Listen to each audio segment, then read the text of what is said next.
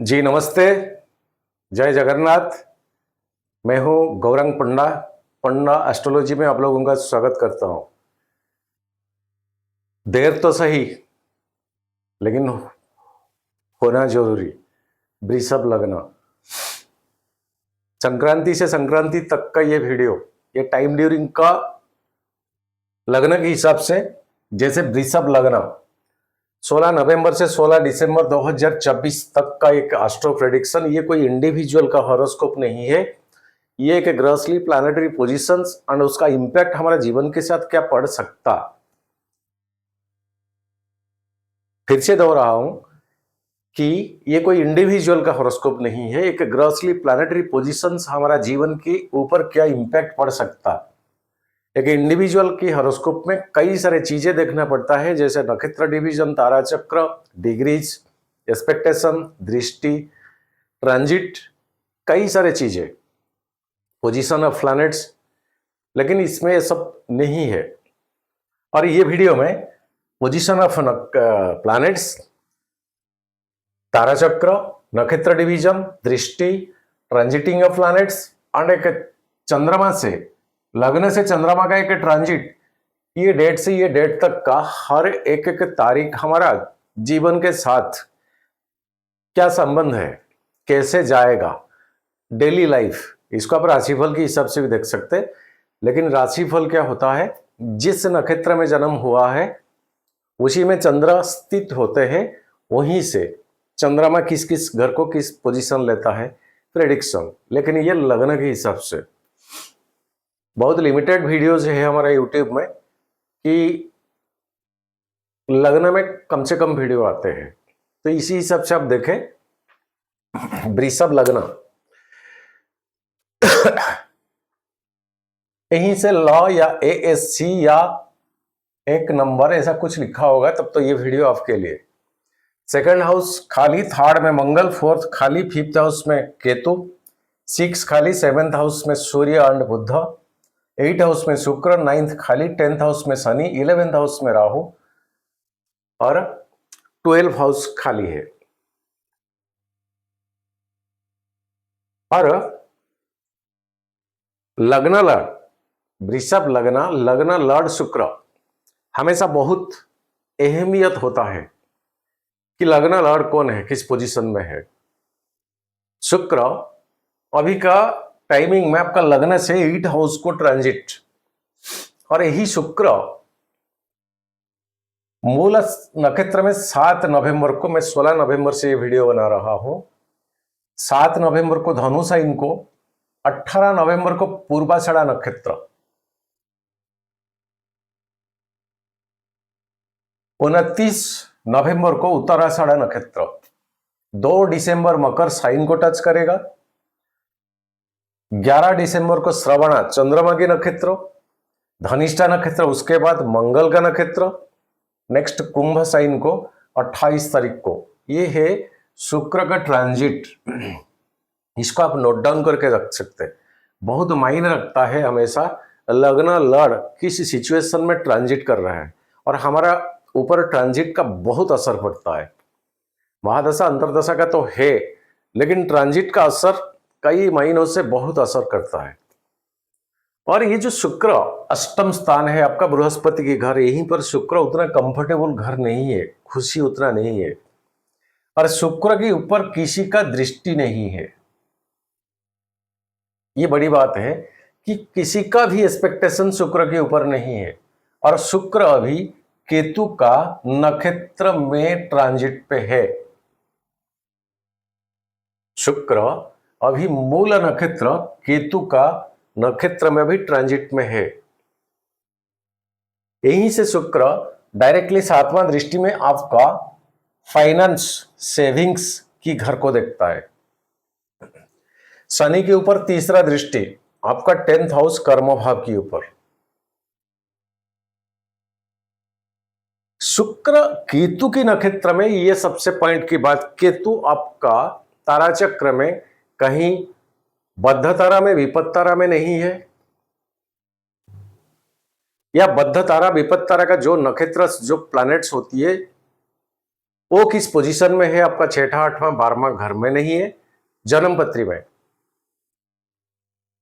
कहीं अस्त नहीं है, बकरी नहीं है, नीच का नहीं है, या तो उच्च का, या तो नीच भंग राजयोग, या अच्छा योग बनता है,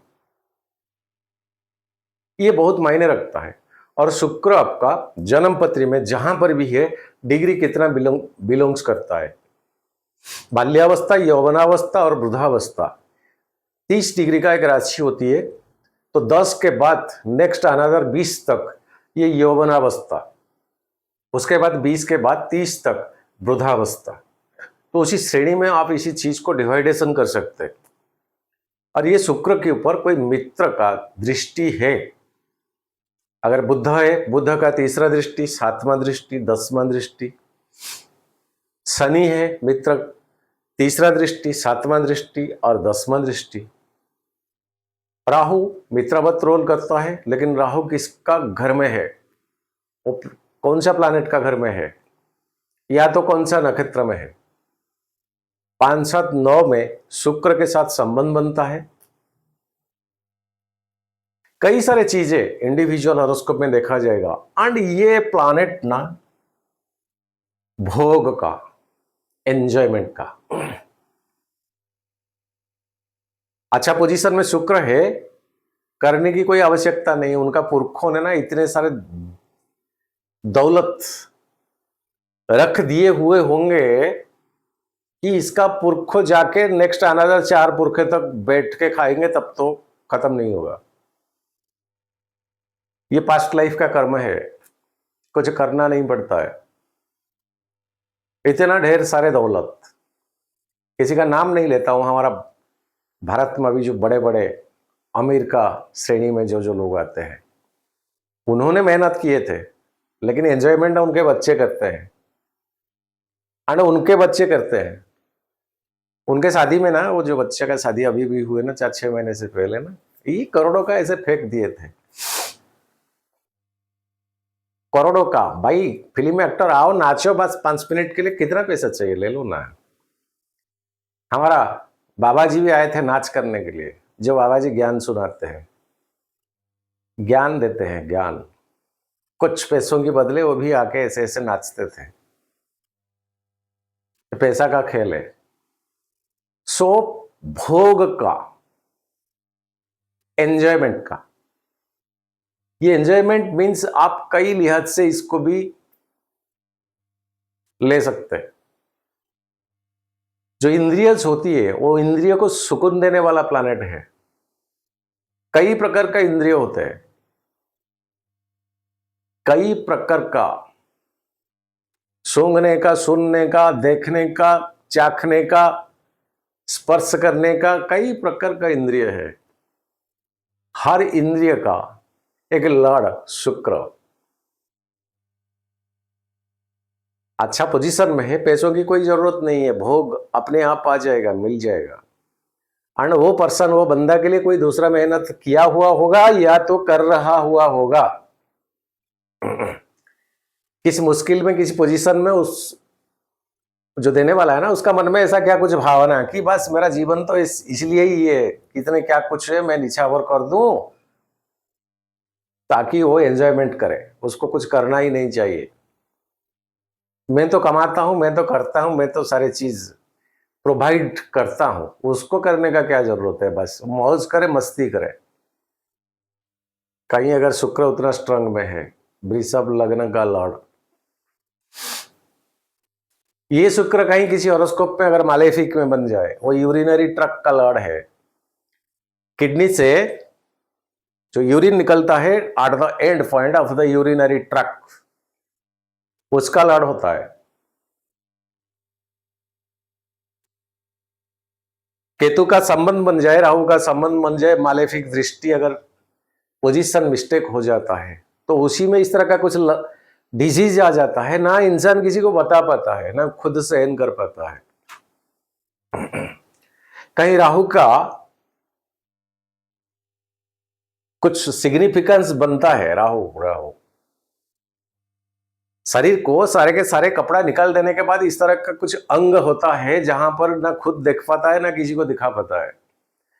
वो बॉडी का वो पार्ट का लॉर्ड होता है राहु। उसी पार्ट में डिजीज, जेनेटिक,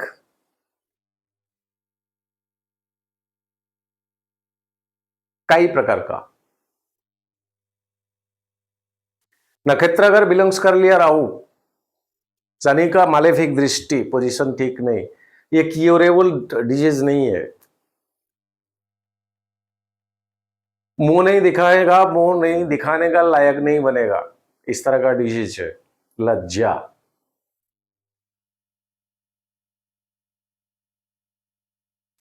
कहीं मालेफिक बुद्ध मिल गया, कहीं मालेफिक बुद्ध मिल गया, भोग के लिए सक्षम ना हो पाना, लेकिन मिलता है या मिल जाएगा, भोग नहीं पाएगा।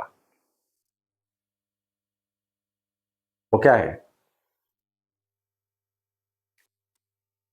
पैसा जबरदस्त उड़ाया गया, शादी कराया दिया गया, लेकिन शादी में जो at the timing of requirement जिसके लिए शादी की जाती है, बोथ साइड ऑफ स्त्री एंड जो पुरुष का होता है, उसके लिए कैपेबल ना बनना।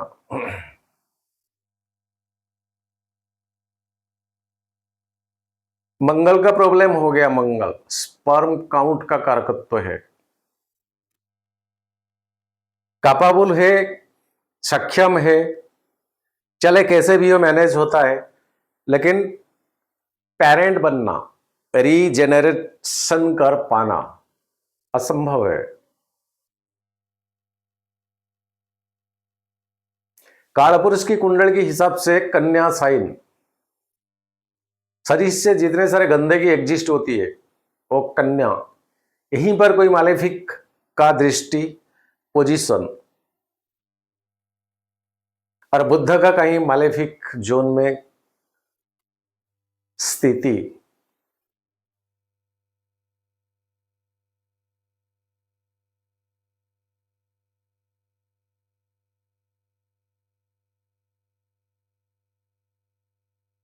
साइंस से आगे चला गया ठीक है, लेकिन हमेशा साइंस ऐसे ज्योतिष के पीछे पीछे भागता रहेगा।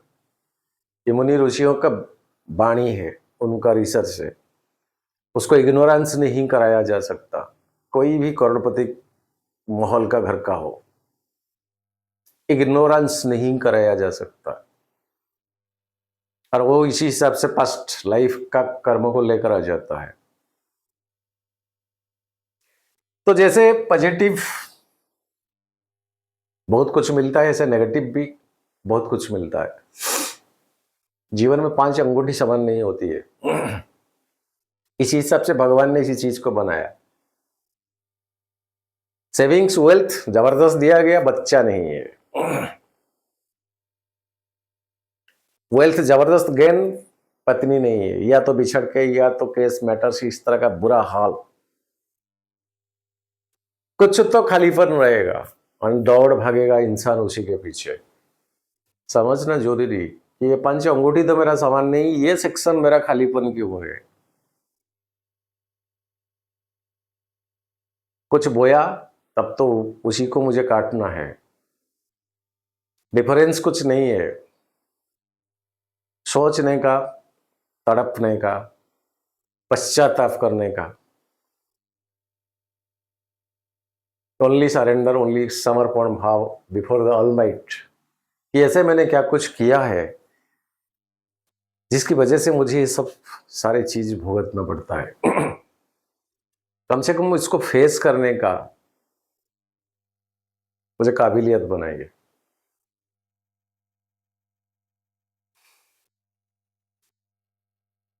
हाँ, एक कमेंट आया था कि सर पॉइंट की बात करें, ये स्टोरी मत सुनाइए।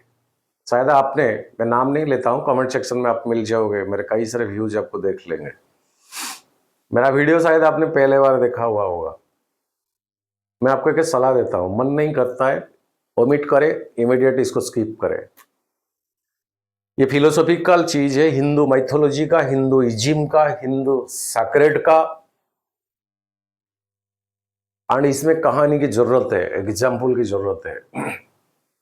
हाथ जोड़ता हूं, मत आइए ये चैनल को मत देखिए, अगर देखना तो देखिए, मन नहीं करता मत लिखिए, इस तरह का डिमोटिवेट कमेंट्स मत लिखिए।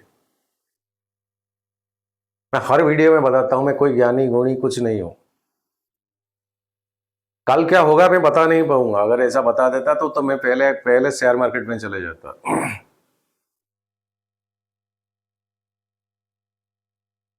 अगर मुझे बताने का क्षमता उतना होगा ना, मैं पहले शेयर मार्केट को चले जाता, 10 रुपया का शेयर खरीद के एकदम करोड़पति बन जाता।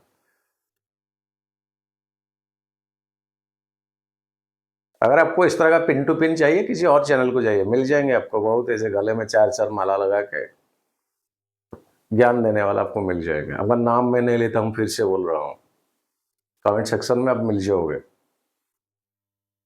मैं स्टोरी नहीं बताता हूं, हर चीज के पीछे पॉइंट एंड साइंटिफिकली बताता हूं। किसी एक वीडियो में मैंने यही कहा था ना, राहु के साथ चंद्रमा का और सूर्य का दुश्मनी क्यों है। उस टाइम में किसी ने कमेंट लिखे थे कि सर पॉइंट का बात करिए ना, समय नहीं होता है लोगों के पास। अरे भाई तुम्हारे पास समय है या नहीं है उतना तो बताइए लोगों को। आप किसके पास समय नहीं है, किसके पास समय, आप होते कौन हो। आपको मन नहीं करता आप मत देखिए, प्लीज डीमोटिवेट मत करिए।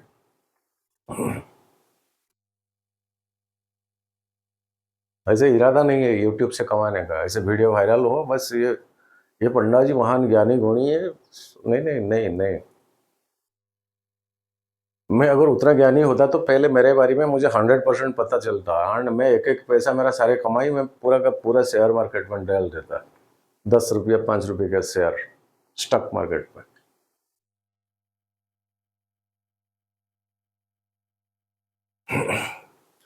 और शुक्र का सबसे बड़े दोस्ताना शनि के साथ अभी आपका 10th हाउस में है, एंड ये इतना सिचुएशन लेके आए थे ना, यहाँ बकरी पोजीशन में थे, एंड 15 नवंबर को ये बकरी से मार्गी होने जा रहा है।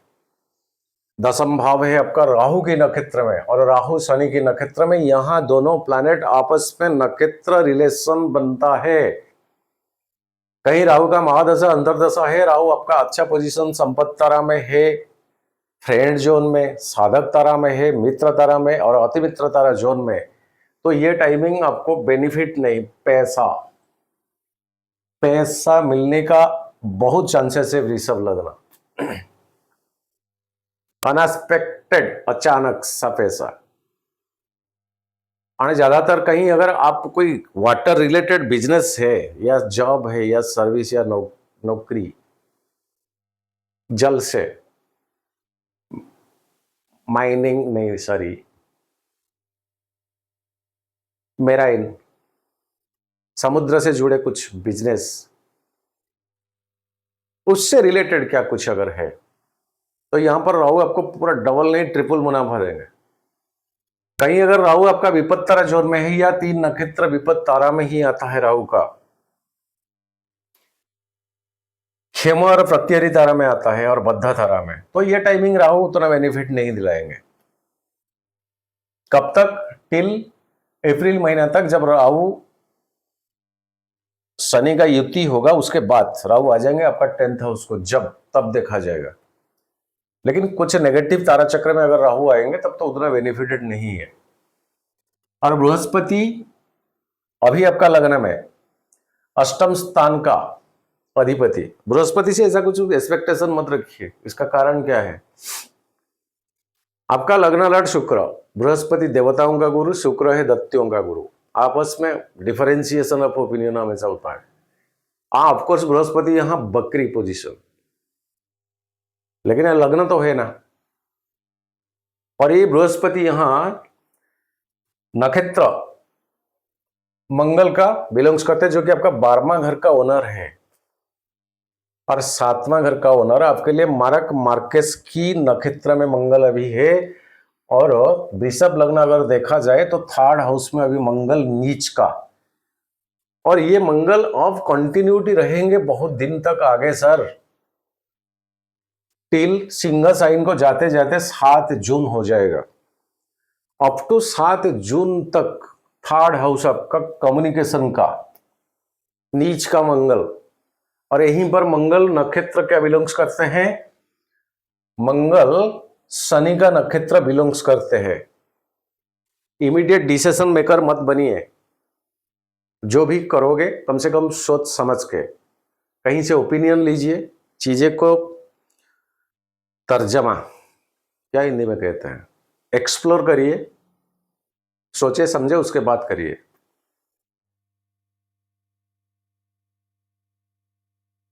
और कम्युनिकेशन स्किल को स्ट्रंग करें, मतलब सोच विचार के साथ बात को निकालिए। इमीडिएट बोल दोगे क्या कुछ, वो आपके लिए नुकसानदायी रहेगा। ये बहुत दिन तक अब मंगल का ट्रांजिट, हाँ ऑफकोर्स मंगल बीच में बकरी मार के वो जाने वाला है आपका सेकंड हाउस को। दूसरा चीज, ये थर्ड हाउस के ऊपर राहु का 5वां दृष्टि है अभी मंगल के ऊपर, एक चिंगारी देने वाला प्लैनेट का।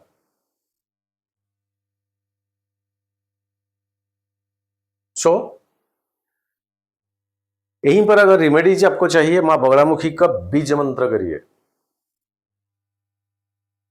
36 अक्षर 36 लेटर्स। अगर उतना नहीं कर पाओगे तो बेटर हनुमान जी, प्रभु बजरंग बाली का राम स्तुति, राम रक्षा कवच, या तो हनुमान चालीसा। लेकिन बेस्ट रहेगा आपके लिए, ये लक्ष्मी का स्थान है, वृषभ लग्न। 10 महाविद्या में अगर देखा जाए तो परम वैष्णवी है मां बगलामुखी। 36 लेटर इनका मंत्र, ओम को छोड़ के वो प्रणव है। कभी भी 36 मत करिएगा, 35 मत करिएगा। ह्रीं बगलामुखी सर्वदुष्टानं वाचा मुखं पदं स्तंभय जीवन कड़य बुद्धिं विनाशाय ह्रीं ओम। स्टार्टिंग में ओम, लास्ट में स्वाहा। जब आहुति की जाती है स्वाहा की जरूरत पड़ता है और ओम प्रणव होता है। तो ऐसे हल्दी का कोई माला ले, सुबह एंड शाम का टाइमिंग में कम से कम ये मंत्रों का आप जितने बार कर सकोगे, उसका बेनिफिट तो गारंटेड चीज है। क्या रिटर्न मिलेगा आपको, आपको ही पता चलेगा। स्तंभन, मोहन, वशीकरण, उच्चाटन, बस प्रसाद के रूप में आपका अंतर से जो आंखों का आंसू, वही चाहिए और कुछ नहीं चाहिए।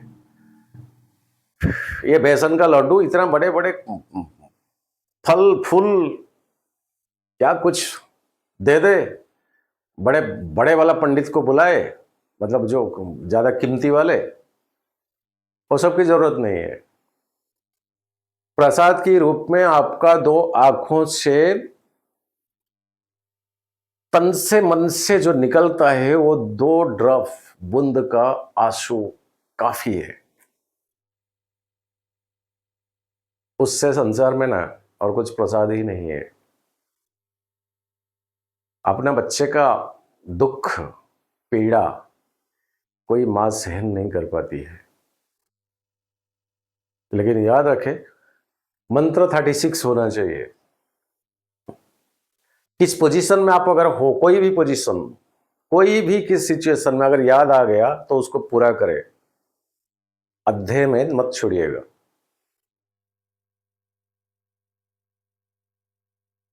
नहीं तो उसका विपरीतात्मक चीजें हो सकता।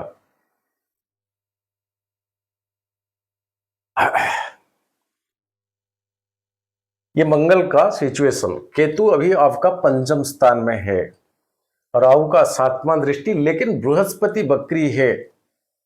पेरेंट बनने का प्लानिंग है, बच्चे प्लानिंग है, किसी ने कमेंट्स लिखे थे। 5वां दृष्टि बृहस्पति का है, लेकिन ये बृहस्पति बकरी मारने जा, बकरी चलेंगे 9 अक्टूबर को वृषभ में। अभी 2025 अप्रैल तक ऐसे कुछ प्लान मत करिए। हो सके तो ये टाइमिंग उतना बेनिफिट नहीं है पेरेंट के लिए। थोड़ा पेशेंस रखे, रेडी रहे, मेंटली प्रिपेयर रहे, लेकिन ये उतना बेनिफिट टाइम नहीं है। पंचम से सेकंड 6 हाउस के ऊपर मंगल का चौथा दृष्टि है। पंचम से दूसरा 6ठा हाउस मंगल का चौथा दृष्टि, ये रोग, ऋण, शत्रु, hospitalisation, doctor consultation, regular basis पे डॉक्टर के पास जाना, ये एक घर है नीच का मंगल। और मंगल का स्थिति क्या है, मैंने अभी अभी कहा, अगर इसमें आप जाओगे तब तो फ्रीक्वेंट एक डॉक्टर के साथ रेगुलराइजेशन कंसल्टेशन, जो कि आपको भारी भी पड़ सकता है। प्रॉब्लम होगा तो आपको रेगुलराइजेशन कॉन्टैक्ट में तो जाना पड़ेगा, तो प्रॉब्लम तक क्यों जाओगे? वो IVF वगैरह वगैरह क्या कुछ थोड़े दिन के लिए रुक जाइए, 25 में प्लान कीजिएगा। दूसरा, बच्चों से जो रिटर्न आपको अब एक्सपेक्टेशन में है कि इतना पढ़ाई, इतना खर्चा, इतना एक्सपेंडिचर, इतना कोचिंग वगैरह, या ये सब कुछ प्रोवाइड कर दिया जाता है, तो उसके एग्नेस्ट में एक एक्सेप्ट रहता है। वो एक्सेप्ट में थोड़ा कमी। पंचम स्थान में केतु, तो इनको एक्टिवेटेड करके रखे। अगर स्टूडेंट हो आपके लिए, अगर आप पेरेंट हो आपके लिए, रात का अपना खाना का आधा हिस्सा पहले निकाल के रखे, आधा हिस्सा खाइए, वो जो आधा हिस्सा रखे, सुबह सुबह बाहर जो बिना मालिक का जो आवारा कुत्ते होते हैं उनको दे दीजिए। वो केतु से डायरेक्ट रिलेशन बनता है, संबंध बनता है, सिग्निफिकेंस बनता है। और हर महीने का एक दिन चॉइस करें, अमावस्या, संक्रांति या तो पूर्णिमा। रेगुलराइजेशन हर महीने में एक बार कोई शिव जी का मंदिर में एक झंडा लगा रखा है, उसको रिप्लेस करें, नया लगाए। ये दोनों में से कुछ भी आप कर सकते हैं। ये बेस्ट रेमेडीज है केतु का। और last and latest remedies Ketu Dev के लिए, गणपति देव का पूजन, जो कि आपका सेकंड हाउस का इष्ट देवी, पैसा का, फाइनेंस का, मॉनेटरी गेन का। वृषभ से सेकंड मिथुन है, उसी घर का लड़ होती है गणपति देव, प्रभु गणेश जी इष्ट देव होते हैं। हर देवताओं को बात में बुलाया जाता है, पहले प्रभु गणपति जी को, मूलाधार का अधिपति, पहला ज्ञान का अधिपति।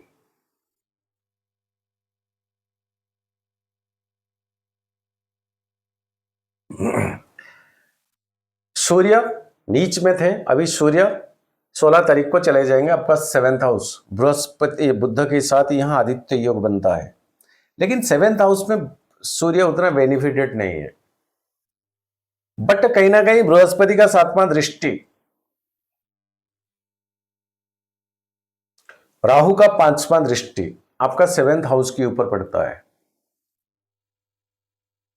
तो बृहस्पति यहां कुछ तो रिलैक्स कर लेते हैं, एडजस्टमेंट कर लेते हैं, लेकिन राहु का 5वां दृष्टि यहीं पर सूर्य के ऊपर, जो कि नक्षत्र बिलोंग्स करते हैं सूर्यदेव अभी बृहस्पति का, थोड़ा सामाजिक जीवन के ऊपर फोकस करें।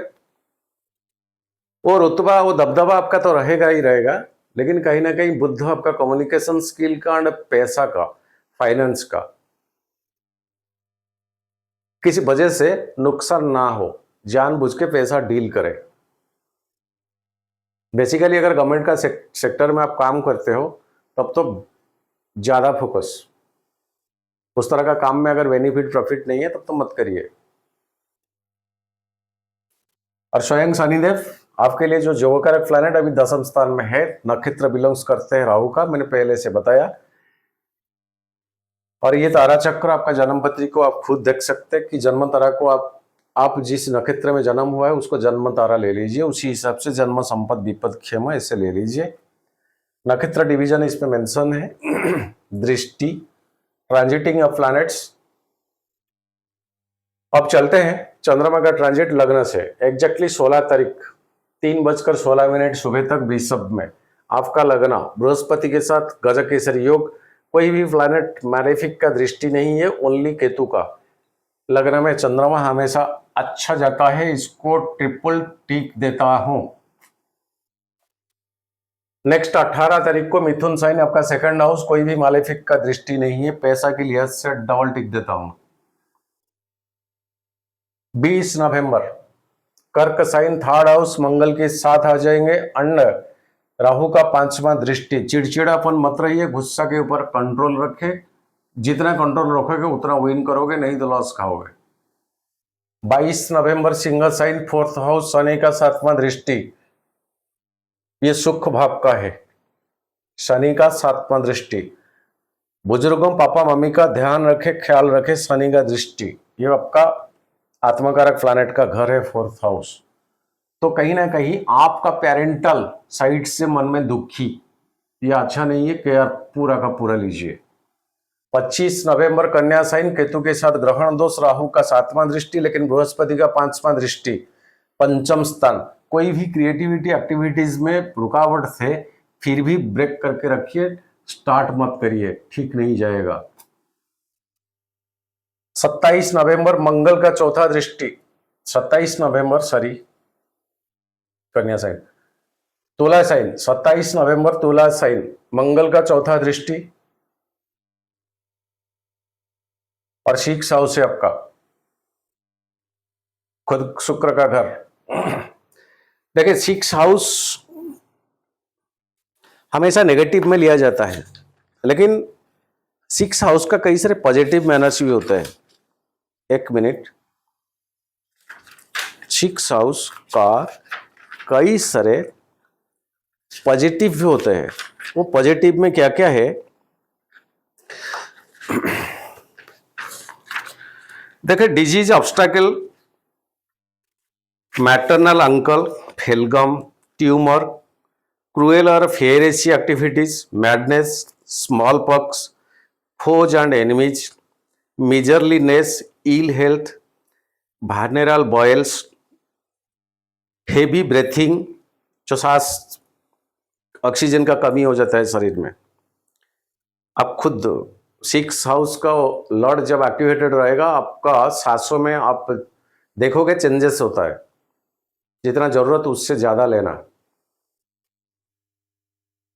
Heavy breathing, depth and tuberculosis, healed constitution, wounds, mental agony or worry, many intense worries, hated by many people's, frequent disease of eyes, receiving arms, untimely food, fall or loss or destruction brought about by foes who are collaterals।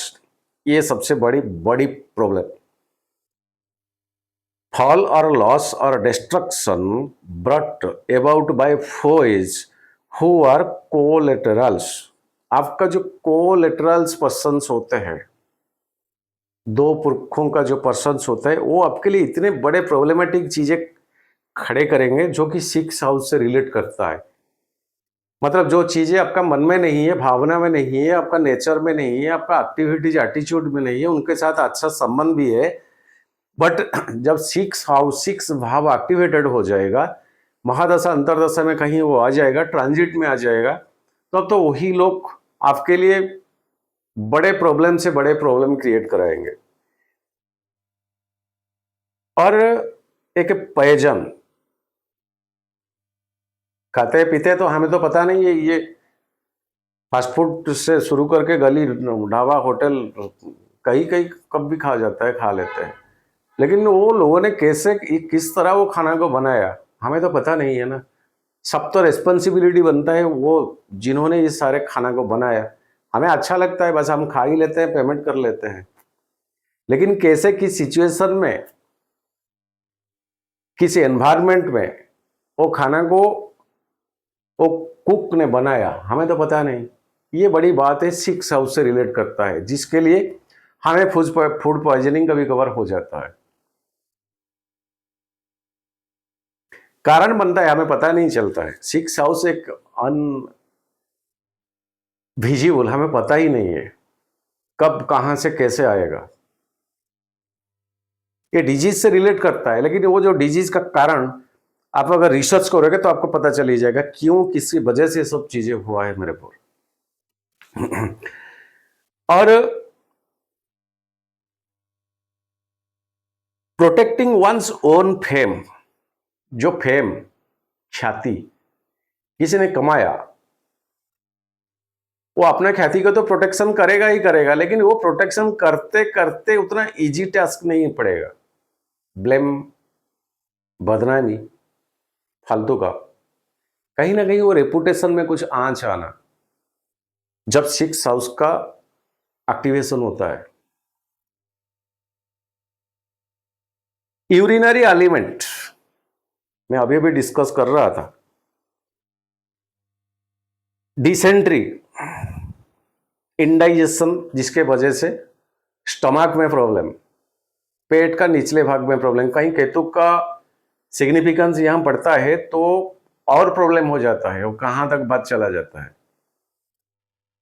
Indigestion से क्या क्या होता है आप लोगों को better पता है, कहां तक बात जा सकता। री अप्रोच, मन नहीं है फिर भी जाके चीजें को बोलना मजबूरी में, ये आपको जायज नहीं है, आपको अच्छा नहीं है, आप कंफर्ट में नहीं हो, फिर भी जाके दोबारा चीज को बोलना, सर जी ये छोटी मोटी चीज नहीं है, ये सहन करना उतना इजी नहीं है, उतना इजी टास्क नहीं है। किसी को एक बार बोल दिया, ना कर दिया, तो 80% होंगे शायद सेकंड टाइम अप्रोच नहीं करेंगे ये संसार में, ये दुनिया में। लेकिन बाकी 20% होते हैं, मजबूरन जाना पड़ता है, री अप्रोच करना पड़ता है। वो कई बड़ा पनिशमेंट से और बड़ा है, छोटी चीज नहीं है री approach. Saroj from servants and theft, चोरों से, अपना निचले वर्ग का नौकरों से, नौकरानी से, उनके वजह से प्रॉब्लम आपके लिए। वो क्या कुछ घटना घटित कराएंगे जिसके लिए आपको आंसर देना पड़ सकता, हो सकता। फालतू का आपको इसमें इन्वॉल्व होना, कारण कुछ हो सकता। Quarrels from brothers and others, ये सारे चीजें 6 हाउस ना, सर के सारे फालतू पंगा। बट वो जो सिचुएशन जब ओवर हो जाएगा ना, आपको पता चल ही जाएगा कि 1 मिनट सॉरी, कि इतने दिन में ये सब घटित क्यों हुआ। कहीं मेरा दोष है, सोसाइटी का दोष, मेरा कुछ गिल्टी है, सच्ची में कुछ नहीं है, ये प्लैनेटरी पोजीशंस का ही काम है। आप कितने नेक हो, कितने अच्छे हो, फिर भी कभी कभार समय के चक्रव्यूह में फंस जाना पड़ सकता। लक्ष्मी जी का लगना है, वृषभ लगना, कोई करोड़पति बनता है, इनसे कुछ मतलब नहीं है, इनके पास समय नहीं है किसी के बारे में सोचने के लिए। लक्ष्मी जी का स्थान है, इसलिए तो चंद्रमा यहीं पर उच्च होते हैं। बोला ना पहले, ये भोग का प्लैनेट है, एंजॉयमेंट का। तो छोटी सी वीडियो, वृषभ लग्न, 27 नवंबर तुला साइन तक हम गए थे, इसको क्रॉस देते हैं। इसके बाद 30 नवंबर वृश्चिक, यहां चंद्रमा नीच होते हैं, सूर्य के साथ आ जाएंगे, बुध के साथ, लेकिन बृहस्पति का 7वां दृष्टि। दाम्पत्य जीवन में खुशी, कुछ एक नया शुरुआत, चीजें कुछ बिगड़े हुए चीजें सुलझ जाना, ये सिचुएशन यहीं पर बनता है। एक टिक देता हूं, बृहस्पति का 7वां दृष्टि इसीलिए लेकिन राहु का 9वां दृष्टि, इसीलिए भी एक टिक दिया। 2 दिसंबर धनु साइन शुक्र के साथ, लेकिन अष्टम स्थान लग्न लड़, कहीं से क्या अनएक्सपेक्टेशन गेन आएगा, बट बाद में वो चला भी जाएगा। इसको क्या दे, टिक दे, 2 क्रस दे, आएगा फिर चला जाएगा, किसको खुशी लगता है। 4 दिसंबर मकर साइन, भाग्य भाव है आपका, बृहस्पति का 9वां दृष्टि, और कोई मालेफिक का दृष्टि नहीं, ओनली मंगल का 7वां दृष्टि। गुस्सेलू स्वभाव को अवॉइड करें, शांति से काम ले, विन करोगे। भाग्य दिसंबर 7 तारीख कुंभ साइन, शनि के साथ ग्रहण, 20 दोष। ऑफिस में, दफ्तर में, बिजनेस में, अपना प्रोफेशन में, अपना जॉब में क्या कुछ अगर है, अष्टम दृष्टि में चंद्रमा है शनि के साथ, थोड़ा चुप्पी रहे, साइलेंट रहे, 4 क्रॉस मार्क देता हूं। 9 दिसंबर मीन साइन, राहु के साथ फिर सोर्सेस ऑफ इनकम की ऊपर कुछ बाधा। सर जी ये 7 से 9 तारीख तक अच्छे समय आपके लिए नहीं है। 11 तारीख दिसंबर 11:47 AM तक मेष साइन, 12वां घर, कहीं से एक एक्सपेंडिचर का योग बनता है एंड रिलेट करता है आपका जॉब एंड प्रोफेशन से। आपको एक खर्चा जो कि आपका जॉब या प्रोफेशन से रिलेट करता है, परिवार से नहीं है। ये क्या है कमेंट में लिखिए, ये ठीक देता हूं। 13 दिसंबर वृषभ साइन, चंद्रमा का उच्च का घर बृहस्पति के साथ, यहां योग बनता है गजकेसरी और आपका लगना, इसको ट्रिपल टिक देता हूं, हर एंगल से ये ठीक जाएगा। 15 दिसंबर मिथुन साइन, सेकंड हाउस आपका पैसा का, मेलेफिक किसी का दृष्टि नहीं है, फ्री हैंड, कहीं से तो पैसा आ जाना चाहिए आपका हाथ को, डबल टिक देता हूं। 17 दिसंबर कर्क साइन, थर्ड हाउस मंगल के साथ, आग और पानी, चंद्रमा जल तत्व का, मंगल आग तत्व का, दोनों का यहां युति। पंचम दृष्टि में राहु, चिंगारी देने वाला, इग्निशन देने वाला प्लैनेट का दृष्टि। कम्युनिकेशन स्किल को स्ट्रांग रखे, चिड़चिड़ापन, छोटे मोटे बातों में गुस्सा मत करे, लॉस खाओगे, डेटर्स ठीक नहीं है। डबल टिक देता हूं, लेकिन डबल क्रॉस भी देता हूं, ट्रिपल क्रॉस देता हूं।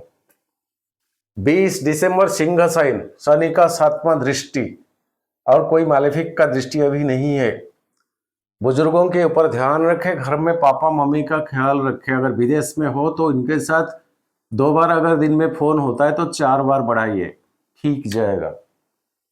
22 दिसंबर तक कन्या साइन, ग्रहण दोष केतु के साथ, राहु का 5वां दृष्टि, 7वां दृष्टि एंड बृहस्पति का 5वां दृष्टि। पंचम स्थान उतना बेनिफिटेड नहीं है कोई क्रिएटिविटी एक्टिविटीज के लिए। छोटा सा वीडियो वृषभ लग्न, कोई इंडिविजुअल का हॉरोस्कोप नहीं, वीडियो डालने में देर, इसके लिए फिर से माफी दोहरा रहा हूं। कितने बार पंडा जी माफी मांगेंगे यार। नमस्ते, जय जगन्नाथ, सर्वे भवन्तु सुखिनः, सर्वे सन्तु निरामया, सर्वे भद्राणि पश्यन्तु, मां कश्चित् दुःखभाग् भवेत्। जय जगन्नाथ।